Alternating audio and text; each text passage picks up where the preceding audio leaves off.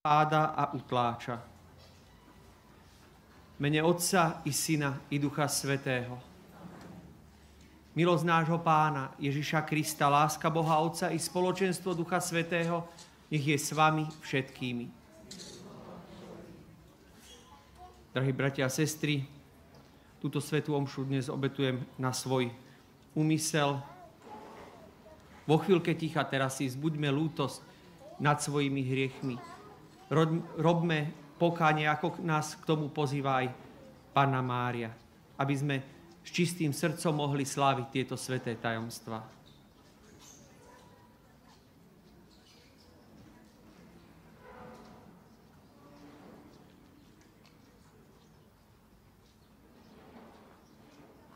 Ježišu, Ty si prišiel medzi hriešníkov a priniesol si Otcovo odpustenie.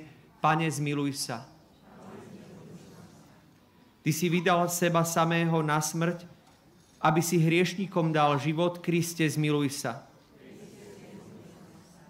Ty si prameňom božskej sily a nového života. Pane, zmiluj sa. Nech sa zmiluje nad nami všemohúci Boh. Nech nám hriechy odpustí a nech nás privedie do večného života. Modlíme sa. Bože, vo svojej nevyslovnej láske nás zahrňuješ hojným požehnaním. Prosíme ťa, pomáhaj nám prejsť od starých spôsobov k novému životu. Aby sme sa pripravili na slávu nebeského kráľovstva skrze nášho Pána Ježiša Krista, tvojho Syna, ktorý je Boh a s tebou žije a kráľuje v jednote Ducha Svätého po všetky veky vekov.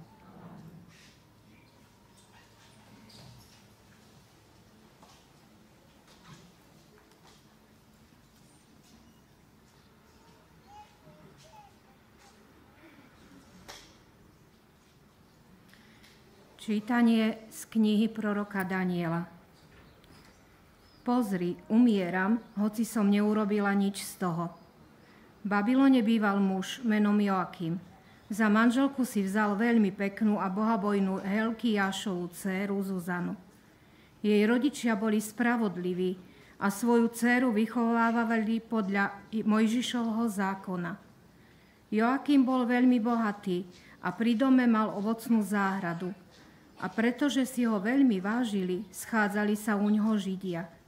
V tom roku ustanovili z ľudu za sudcov 2 starcov, o ktorých povedal Pán, že neprávosť vyšla z Babylonu od starších sudcov, ktorí len zdanlivo spravovali ľud. Oni často chodievali do Joakimovho domu a tak k ním prichádzali všetci, čo mali spory. Keď okolo poludnia ľud odišiel, vchádzala Zuzana a prechádzala sa v záhrade svojho muža. Obaja starci ju deň čo deň videli vchádzať a prechádzať sa. Zahoreli žiadostivosťou po nej, rozvrátili si myseľ a odvrátili oči, že nevideli nebo a nepamätali na spravodlivé súdy. A keď striehli na vhodnú príležitosť, vošla raz ako včera a predvčerom len s 2 slúžkami a chcela sa v záhrade kúpať, lebo bolo horúco. Nebolo tam nikoho okrem 2 starcov, ktorí sa schovali a pozorovali ju. Ona povedala slúžkam, doneste mi olej a masti a zatvorte dvere záhrady. Okúpem sa. A keď slúžky odišli, obaja starci vstali, pribehli k nej a povedali, pozri, dvere záhrady sú zatvorené, nik nás neuvidí a my túžime po tebe. Pristaň teda a oddaj sa nám. Ak by si nechcela, budeme svedčiť proti tebe, že bol s tebou akýsi mladík a preto si poslala slúžky preč. Zuzana zakvilila, povedala, úzkosť ma zviera z oboch strán. Ak to urobím, bude to pre mňa smrť. Ak neurobím, neuniknem vašim rukám. No lepšie bude pre mňa, keď to neurobím a padnem do vašich rúk, ako zhrešiť pred Pánovou tvárou. A Zuzana mocne vykrikla, ale skrikli aj starci proti nej. A jeden bežal otvoriť dvere záhrady. Keď domáci sluhovia počuli krik v záhrade, vtrhli cez zadný vchod pozrieť, čo sa jej stalo. A keď im starci rozpovedali svoje výmysly, sluhovia sa veľmi hanbili, lebo sa nikdy nič podobné o Zuzane nehovorilo. Keď na druhý deň prišiel ľud k jej manželovi Joakimovi, prišli aj dvaja starci, plní zločinného zámeru proti Zuzane, že ju zabijú. Povedali pred ľudom: pošlite tu Helkiášovu dceru Zuzanu, Joakimovú manželku.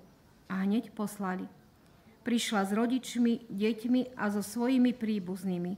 Jej príbuzní a všetci, čo ju videli, plakali. Vtedy uprostred ľudu povstali obaja starci a položili ruky na jej hlavu. Ona s plačom pozdvihla oči k nebu, lebo srdce mala plné dôvery v Pána. Starci povedali: keď sme sami dvaja prechádzali po záhrade, vošla táto s dvoma slúžkami, zatvorila dvere záhrady a slúžky poslala preč. Prišiel k nej mladík, ktorý bol skrytý a zhrešil s ňou.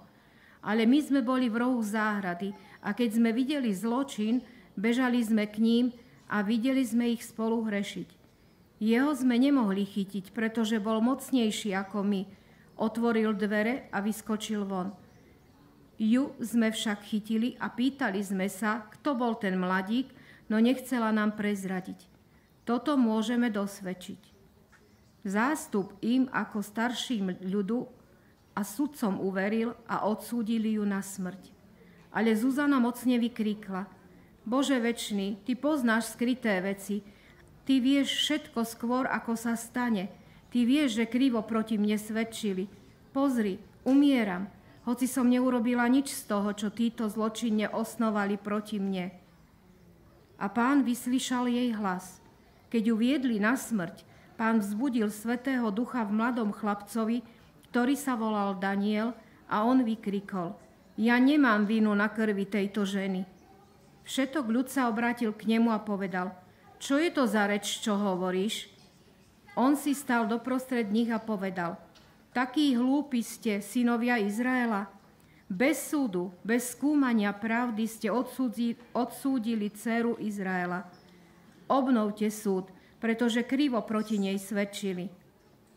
Ľud sa rýchlo vrátil a starší mu povedali: Poď, sadni si medzi nás a hovor, pretože ti Boh dal vážnosť starca. Daniel im povedal: Oddielte ich ďaleko od seba a ja ich rozsúdim. Keď ich oddelili jedného od druhého, zavolal jedného z nich a povedal mu: Ty, čo si zostarel v zlobe, teraz vyšli najavo tvoje hriechy, ktoré si doteraz spáchal, keď si vynášal nespravodlivé rozsudky, nevinných utláčal a prepúšťal vinných, hoci Pán riekol: Nevinného a spravodlivého nezabiješ. Nuž teraz, ak si ju naozaj videl, povedz, pod akým stromom sa zhovárali. On povedal: Pod lentyškom. Daniel povedal: Pekne si luhal proti vlastnej hlave. Hľa, Boží anjel dostal od Boha príkaz a rozsekne ťa na dvoje. Keď ho odviedli, rozkázal priviesť druhého a povedal mu: Seme kanánske a nie judejské, krása ťa zviedla a žiadostivosti rozvrátila srdce. Takto ste robievali dcéram Izraela a oni sa zo strachu dávali s vami do reči. No Júdova dcéra nestrpela vašu neprávosť. Teraz mi povedz, pod akým stromom si ich prichytil zhovárať sa. Ten povedal: Pod dubom. A Daniel mu povedal: Pekne si luhal aj ty proti vlastnej hlave, lebo Boží anjel čaká s mečom, aby ťa preťal na poli a usmrtil vás. Celý zástup mocne vykríkol a dobrorečil Bohu, ktorý zachraňuje tých, čo v Neho dúfajú. I povstali proti dvom starcom, lebo ich Daniel z vlastných úst usvedčil, že krivo svedčili a urobili im, ako oni zločinne robili svojim blížnym, aby splnili Mojžišov zákon. Usmrtili ich a v ten deň sa nevinná krv zachránila. Počuli sme Božie slovo. Páne, nebudem sa bať zlého, lebo Ty si so mnou. Páne, nebudem sa bať zlého, lebo Ty si so mnou. Pán je môj pastier, nič mi nechýba. Pasie ma na zelených pašienkach. Vodí ma k tichým vodám, dušu mi osviežuje. Vodí ma po správnych chodníkoch, verný svojmu menu. Pane, nebudem sa bať zlého, lebo Ty si so mnou.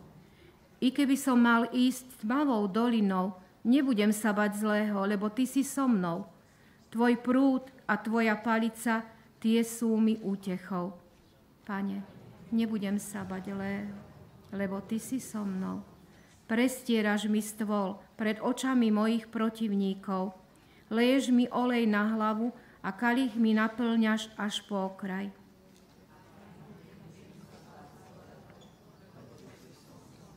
Dobrota a milosť budú ma sprevádzať po všetky dni môjho života a budem bývať v dome Pánovom mnoho a mnoho dní.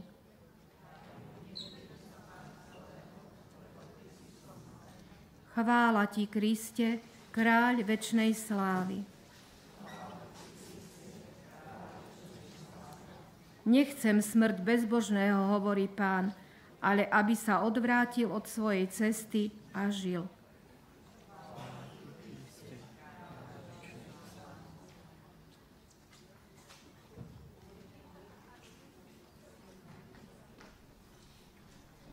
Pán s vami. Čítanie zo svätého Evanielia podľa Jána.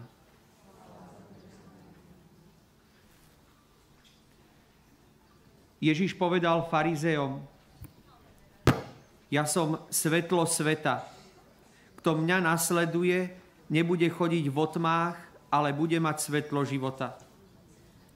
Farizei mu povedali: Vydávaš svedectvo o sebe len ty sám. Tvoje svedectvo nie je pravdivé. Ježiš im odpovedal: Hoci vydávam svedectvo o sebe iba ja sám, moje svedectvo je pravdivé, lebo viem, odkiaľ som prišiel a kam idem. Vy však neviete, odkiaľ prichádzam ani kam idem. Vy súdite podľa tela, ja nesúdim nikoho. A ak aj súdim, môj súd je pravdivý, lebo nie som sám, ale ja a Otec, ktorý ma poslal.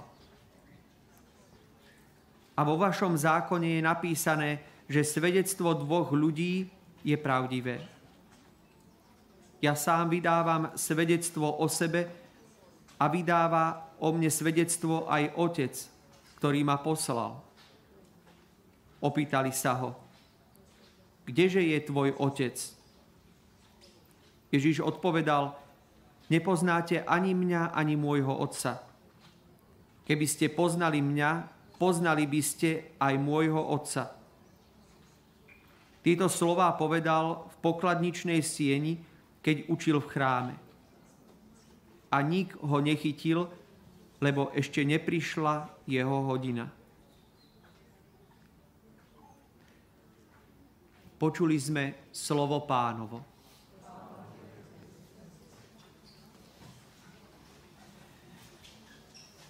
Drahí bratia a sestry, v dnešných čítaniach počúvame často o svedectve. Najprv v prvom čítaní počúvame o tom, ako sa zastal nevinnej Zuzany mladučký prorok Daniel. A v druhom čítaní počúvame o Kristovi. O Kristovi, o ktorom vydáva jeho Otec svedectvo. Cez skutky, ktoré aj konal medzi ľudom. Znamenia, ktoré konal. A môžeme to tak krásne prepojiť práve tieto dnešné čítania aj s miestom, kde sa nachádzame. Nachádzame sa vo Fatime. Aj 3 malým pastierikom nikto nechcel veriť z počiatku. Chceli vidieť nejaký zázrak. A môžeme povedať, že taký najväčší zázrak, ktorý sa práve stal, bolo, že tých 70 000 ľudí, ktorí sa zhromaždili tuto, na tomto mieste, tak videli slnečný zázrak. A krásne to prepája vlastne aj s tým dnešným evanjeliom, kde Ježiš hovorí o sebe: ja som svetlo sveta. Kto mňa nasleduje, nebude chodiť v otmách, ale bude mať svetlo života. Pri tom slnečnom zázraku možno teda mnohí o ňom viete, že teda 70 000 ľudí videlo, ako slnko tancuje po oblohe, potom ako by sa rútilo na zem. Aj v našich srdciach Boh chce pôsobiť, chce svietiť, chce sa radovať, môžeme povedať, tancovať v našich srdciach. Chce presvetliť svojím svetlom naše srdcia. A pozýva nás k tomu, aby sme zapalovali, aby sme rozohriali srdcia ostatných našich blízkych. Naša púť sa pomaličky končí, dostáva sa k záveru, ale vrátite sa do svojich domovov. To, čo ste tu, na týchto posvetných miestach, či už Lourdes, či Santiago, alebo Fatima, načerpali. Odovzdávajte to doma. Prežiarujte vaše domovy svetlom Kristovým. Aby vládol v našich domácnostiach, v našich rodinách, v našej krajine Boží pokoj. Nech je pochválený Pán Ježiš Kristus.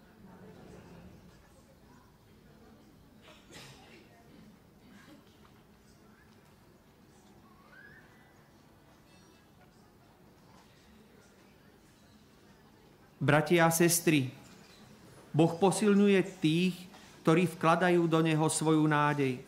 Prednesme mu svoje pokorné prosby.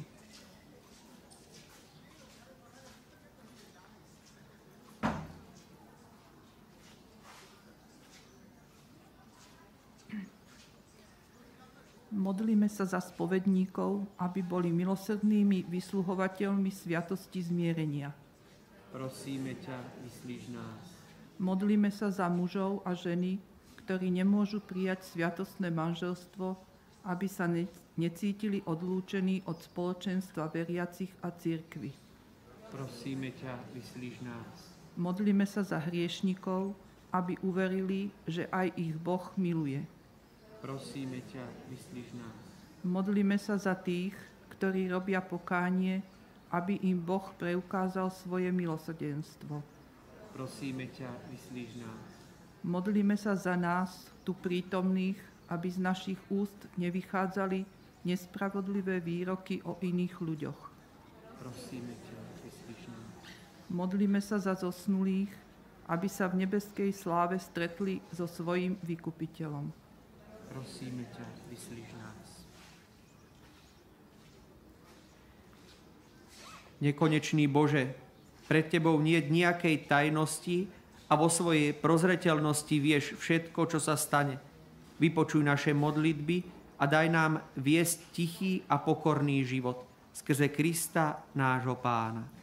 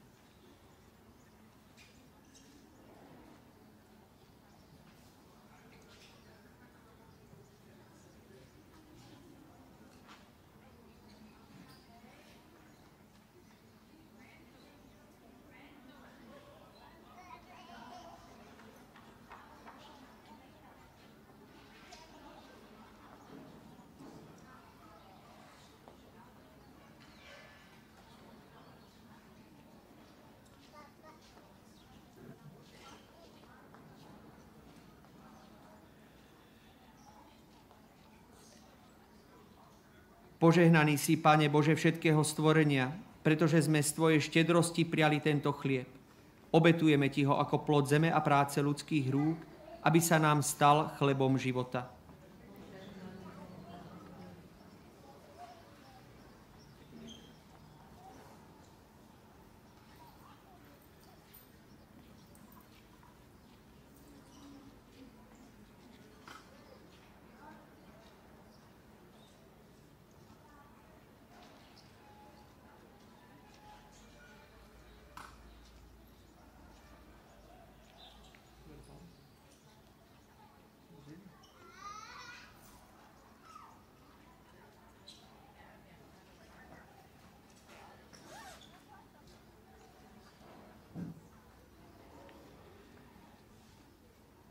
Požehnaný si, Bože všetkého stvorenia, pretože sme z Tvojej štedrosti prijali toto víno.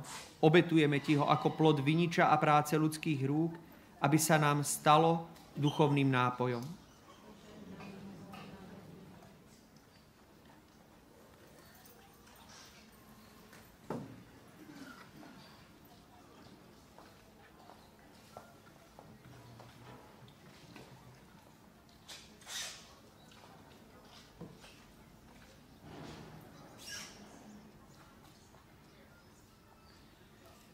Modlite sa, bratia a sestry, aby sa moja i vaša obeta zalúbila všemohúcemu Bohu Otcovi.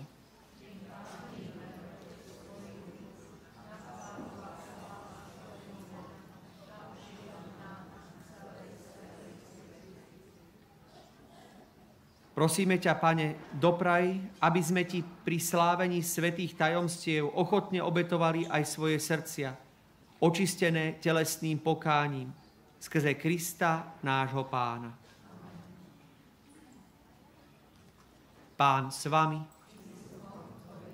Hore srdcia. Zdávajme vďaky Pánovi, nášmu Bohu. Je naozaj dôstojné a správne, dobré a spásonosné vzdávať vďaky vždy a všade Tebe, Pane, Svätý Otče, všemohúci a večný Bože, lebo spásonosné umúčenie Tvojho Syna pohýna celý svet oslavovať Tvoju velebu. Veď na kríži sa odohral súd nad zlobou sveta a prejavila sa moc ukrižovaného Krista. Preto ťa aj my, Pane, spolu so všetkými anielmi a svätými oslavujeme a radostne voláme. Svätý, svätý, svätý, Pán Boh všetkých svetov, plné sú nebesia i zem Tvojej slávy. Hosana na výsostiach, požehnaný, ktorý prichádza v mene Pánovom. Hosana na výsostiach. Naozaj si svätý, Pane, Ty prameň všetkej svetosti.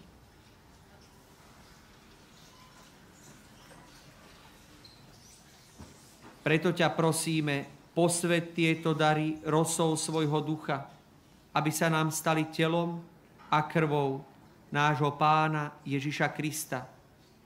On prvnež sa dobrovoľne vydal na smrť, vzal chlieb a vzdával vďaky, lámal ho a dával svojim učeníkom hovoriac: Vezmite a jedzte z neho všetci, lebo toto je moje telo, ktoré sa obetuje za vás.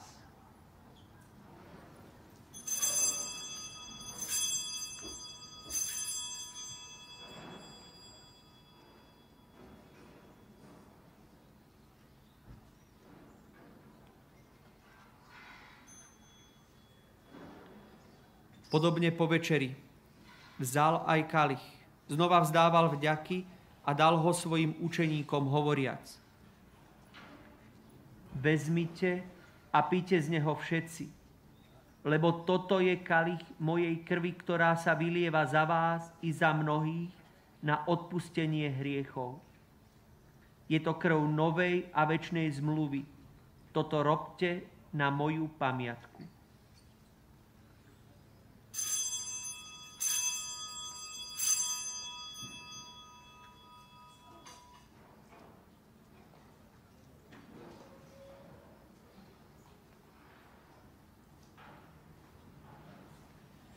Hľa, tajomstvo viery.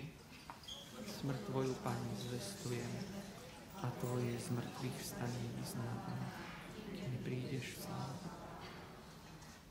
Keď teda slávime pamiatku smrti a zmrtvých stania Tvojho Syna, obetujeme Ti, Pane, chlieb života a kalich spásy.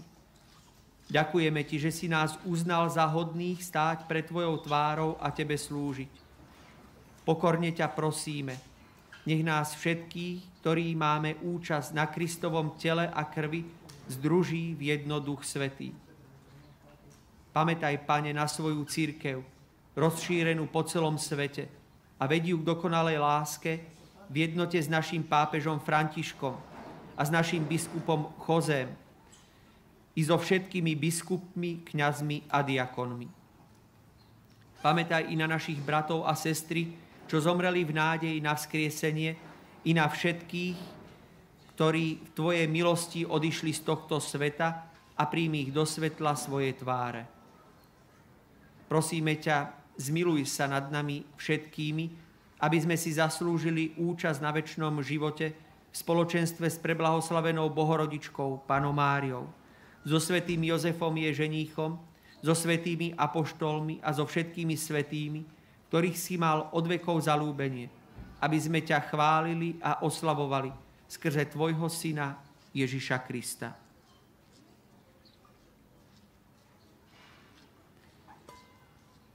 Skrze Krista, s Kristom a v Kristovi máš Ty, Bože Otče všemohúci, v jednote Ducha Svätého všetkú úctu a slávu po všetky veky vekov.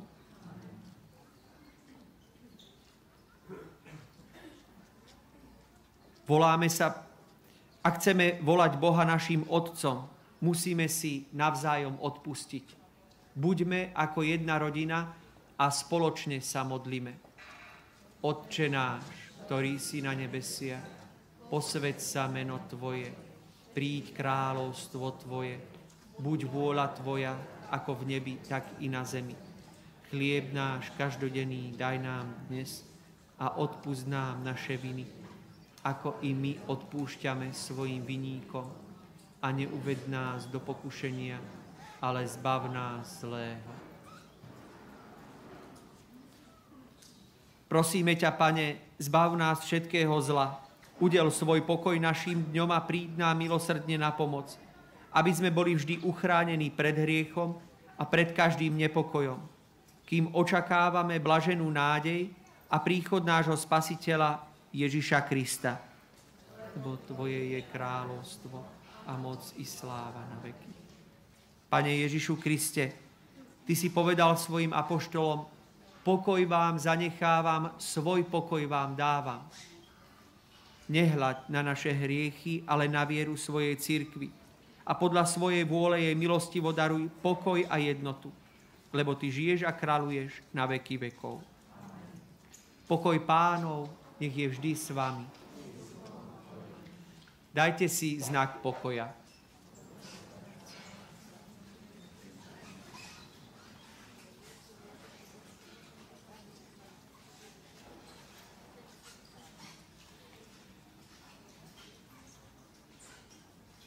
Baránok Boží,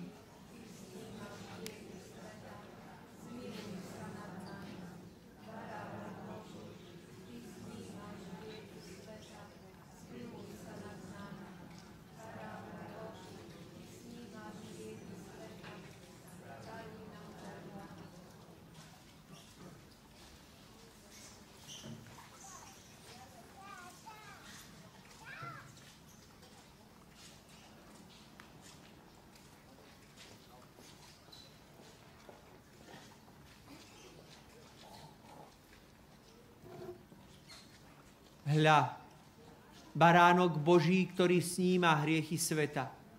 Blažení tí, čo sú pozvaní na hostinu baránkovu. Pane, som hoden, aby si vošiel pod moju strechu, ale povedz iba slovo a duša mi ozdravuje.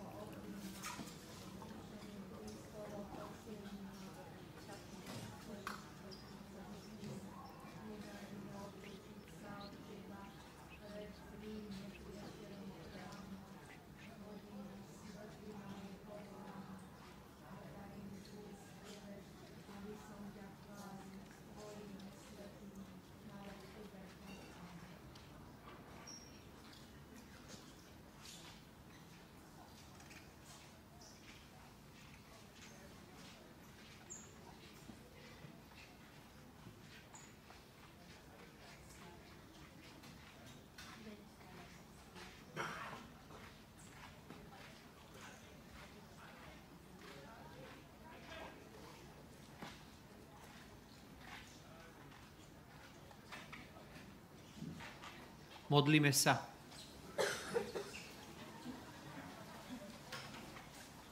Prosíme ťa, Pane, nech nás milosť prijatej sviatosti ustavične očisťuje od hriešných náklonností, aby sme ochotne nasledovali Krista a tak napredovali na ceste k Tebe, lebo On žije a kráľuje na veky vekov. Pozdravujeme, drahí bratia a sestry, aj tých, ktorí nás sledujú online v našich domovoch a už sa tešíme na nich, keď sa s nimi budeme môcť znova stretnúť. Buďme svetlom pre druhých. Nechajme Krista, nech je našim svetlom a nech to svetlo šírime ďalej. K tomu, aby sa nám to darilo, príjmite, drahí bratia a sestry, aj toto záverečné požehnanie. Pán s vami.